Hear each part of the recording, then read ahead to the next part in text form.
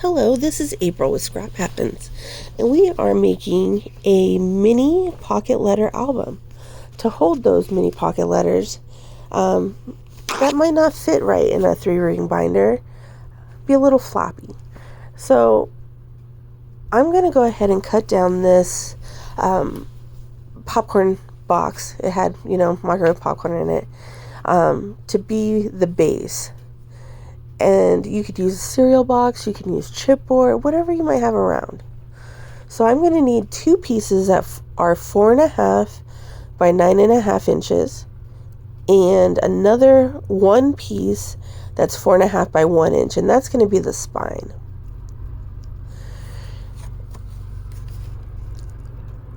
So I want to make sure here that I have, a side that's straight. And so you see me flipping it around, making sure that it's straight on both sides. Here I am cutting out the spine part. After this, we're going to get some cardstock to tape these to.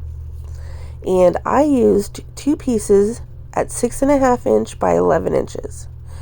And I'm going to take some double-sided tape, put them on the end, and glue the 2 pieces together. You could use 2 pieces that are 6.5 by 12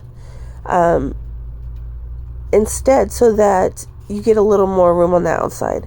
This just happened to work out pretty well for me. So here I am cutting those pieces down, and I'm using a little thicker Nina cardstock.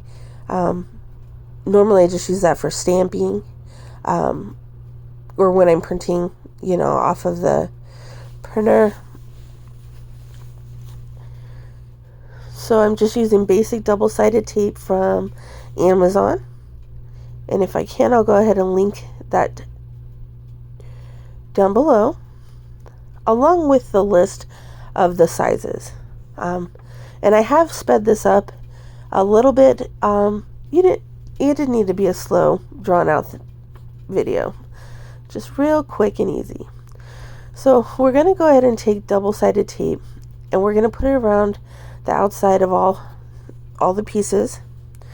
And then I'm going to use Barely Arts liquid glue to go on this as well to attach.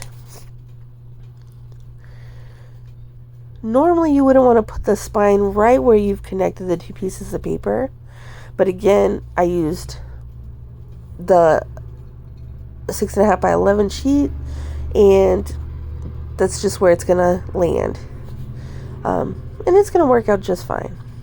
We're gonna use a binder ring holder, so when we get to the hinge, you'll see what I'm talking about. And normally, the sheets you use are like baseball card holders, the plastic sleeves. When you're doing a mini pocket letter, you're going to use 1/3 of that. So you're just going to cut those down so that there are 3 sections of 3 with the holes to the left. Well, I had thought to use 1 binder ring, but then we thought using 2 would be better, with to try to keep it from being droopy, which it still was. So I'll explain about a pocket I'm going to do at the end. So what I did is when you cut those, the little holes that go in the 3-ring binder are at different sections. So you'll see I'm going to take and do the one with the top hole, mark it, do the one with bottom hole, mark that. And then what you have to do is you have to layer them and pop holes, the second hole in each one. On the middle section though, you need to punch out the 2 holes, because on that one the hole happens to be in the middle. I know it seems crazy. You'll see, it'll work out. So right here I'm bending up the sides. We don't want any cracking or anything. So I'm just going to run my hand and then the bone folder around to try to help bring those sides up nice and easy. Then we're going to go ahead and miter those corners. You don't want to cut too far in. You still want some room there. We're going to go ahead and put double-sided tape along the whole inside. And then we're going to use the Barely Arts glue on the cardstock sections.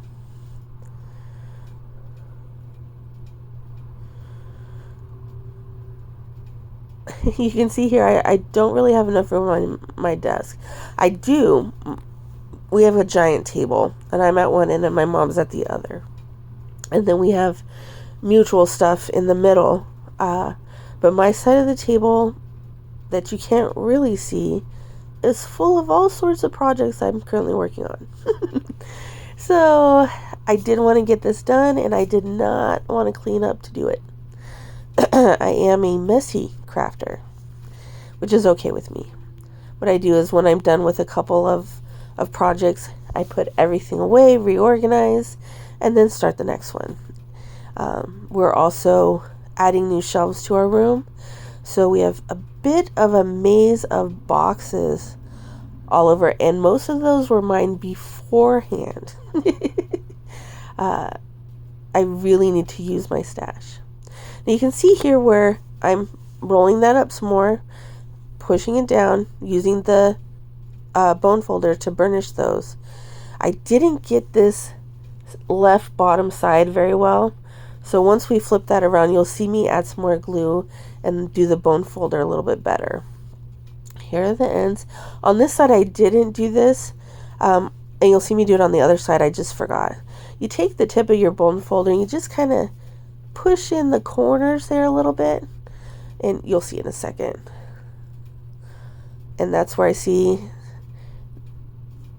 that it started to lift. Again, this is a longer piece of paper that you're using as opposed to when you're doing a mini book. Here, you just kind of push that little corner in a little bit. Just so it's not sticking out there. You don't want it to, kind of come off.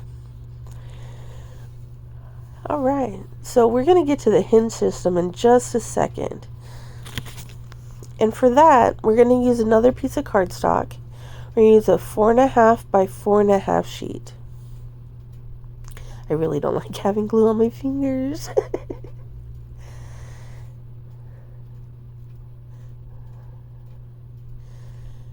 So I take the paper, some leftover paper that worked out just right. Gonna go ahead and cut that to 4.5 by 4.5. And then I'm gonna go ahead and score it. And you're gonna see me mess up, but it's not a big deal. So I'm scoring it at 1.5, 2.25, and 3. But right here I scored it at 2.5. And then I'm looking, that's not enough room. So I needed to go ahead and move it over just a little bit, which is not a big deal. We're also not going to glue that, the hinge part. And you'll see why in a second. We're going to use my crocodile to make some holes and put some eyelets in. And right here you can kind of see it's a little too tall. It's okay, we'll fix that in a minute. So here I'm taking the top and the bottom and placing them in the book where they should be. I'm going to make the marks for the holes. This is what you would also do. You would put those against each other to make the holes in the second ones. So there's my binder rings. I got a box of all colored ones from Amazon. I love this crocodile. I've had it forever. My best friend actually got it for me. I'm going to go ahead and erase my marks, get out some eyelets. I'm going to show you that this fits in there, but if you get pulling on it, you could, tear the paper. That's where we want to put these in at. This is why you don't need to glue that hinge. And they're good size binder clips. I'll have to measure them.